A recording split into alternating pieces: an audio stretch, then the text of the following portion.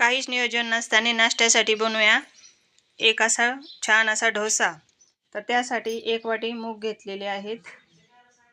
मिक्सरच्या भांड्यामध्ये घालून त्यामध्ये लसूण घालायचा, हिरवी मिरची, आलं, जिरं, हळद, चवीप्रमाणे मीठ घालायचं आणि कोथिंबीर घालून थोडंसं पाणी घालून मिक्सरला बारीक करून घ्यायचं।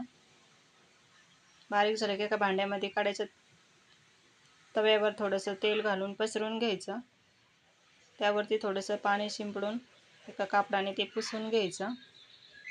तर यामध्ये आवश्यकतेनुसार पाणी घालून छान असं बॅटर बनवून घेतलं। तव्यावर 1 पळी बॅटर घालायचं आणि छान असं पळीच्या साहाय्याने डोसा सेट करून घ्यायचा। मंद आचेवर छान खरपूस रंगावर भाजून घ्यायचा। कडेने थोडंसं तेल सोडून वरतून थोडंसं तेल लावून घ्यायचं आणि छान सेकला की पलटी करून घ्यायचा।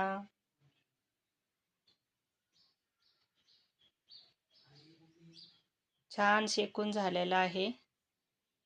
तर बघा, हे नाश्ता आवडला तर लाईक अँड सबस्क्राईब।